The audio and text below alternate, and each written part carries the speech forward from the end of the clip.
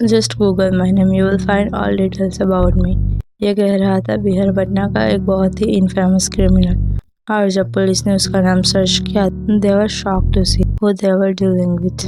Hello there, this is Trisvidya and we are about to take you on a journey into the darkest corner of human nature. And today we are talking about Bihar psycho killer. 2016 में police को खबर मिलती है कि Vaishali district की एक bank में कुछ लोगों ने हमला कर दिया है और बैंक लूट रहे हैं। पुलिस जब वहां पे पहुंची तो वो उनको भी ओवर पावर करने की कोशिश करने लगे, बट पुलिस ने उसे अरेस्ट कर लिया। और जब उसे इंटरोगेशन के लिए ले जाया गया तो वो बिना अपनी हरकतों पर रिग्रेट करने या डरने के वो पुलिस से कहने लगा, क्यों आप लोग मेरा और अपना टाइम वेस्ट कर रहे हो? Just search for the psycho killer Amit और Avinash Srivastava. You will find all details about me. Police were shocked क्योंकि जिस कॉन्फिडेंस से वो बात कर रहा था वो कोई नॉर्मल चोरी करने वाला नहीं लग रहा था। एंड वो इंग्लिश भी काफी फ्लुएंटली बोल रहा था, which is apparently a standard for a educated person in India. Police उसके इंसिस्ट करने पर उसका नाम सर्च करती है एंड they were speechless.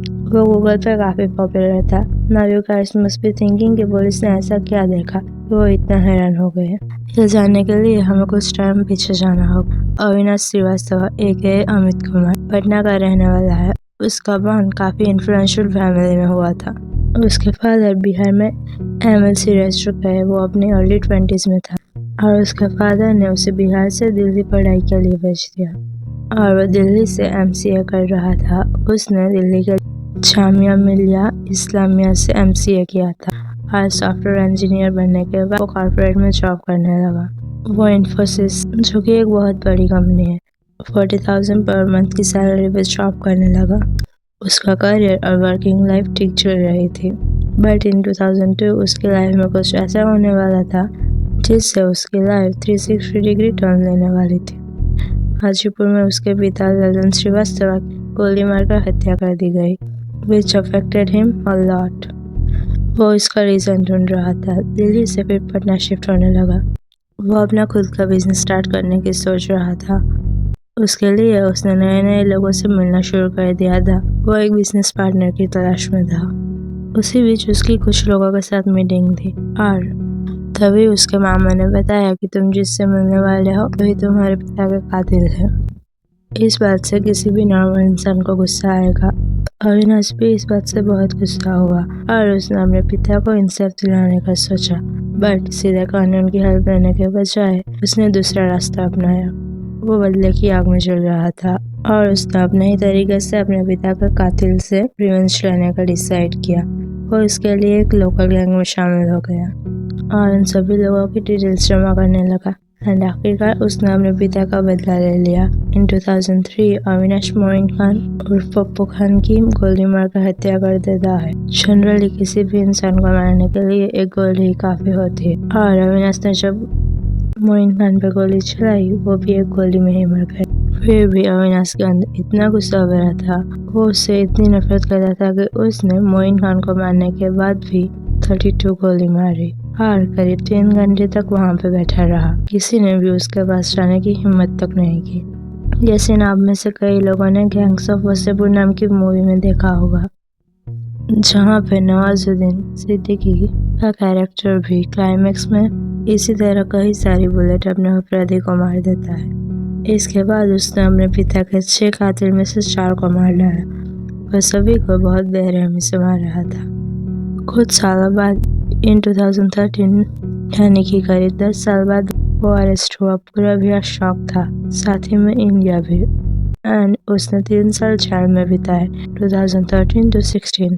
उसने एक बुक भी लिखी थी जिसका नाम था जैनाबाद जेल ब्रेक 2005। 2016 में वो बेल पे बाहर आया और अपनी लाइफ को नए सिरे से शुरू करने के बजाय वो फिर से गुनाह की राह पर चला गया। उसने एक लेडी की ज्वेलरी चुरा ली और उसके बेटे के सर पे बंदूक रख दी और दोनों को लक्ष्मीनगर लोकेलिटी में अगवा करके रखा। उसने एक रिटायर्ड टीचर को भी मार दी। रिपोर्ट्स के मुताबिक उसने ये काम 80,000 रुपीज के लिए किया था और उसके एक हफ्ते बाद उसने बैंक लूटने का डिसाइड किया। अविनाश और उसके साथी 2-3 दिन से बैंक पर नजर रखे हुए थे।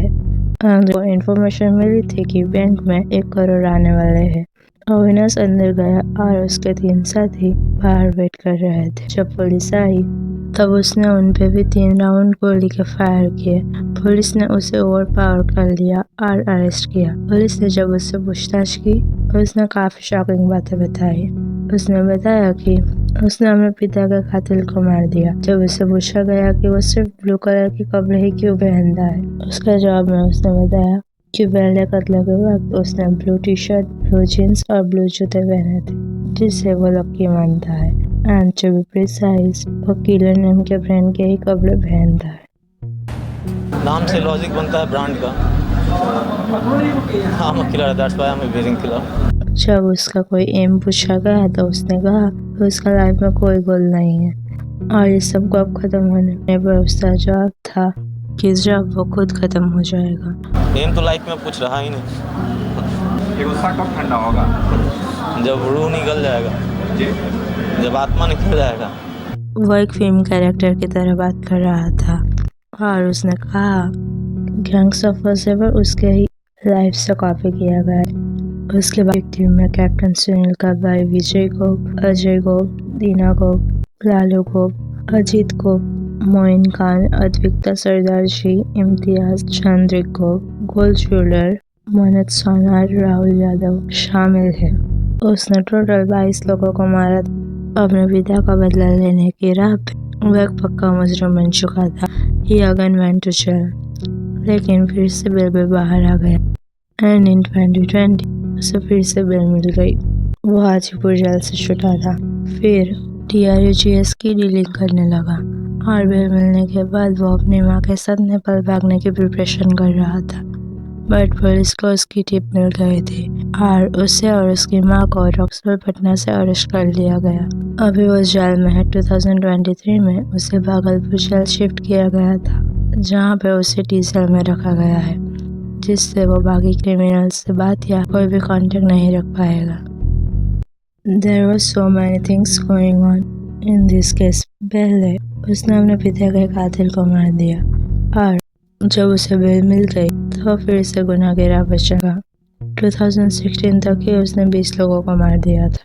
There are some chances कि उसने पैसों के लिए कई बेगुनाह को भी मार दिया। That's it for today's case. We will see you soon with another case study. If you have any suggestion, please comment down below. And if you like this video, then please hit the like button and subscribe to S with Via. Thank you.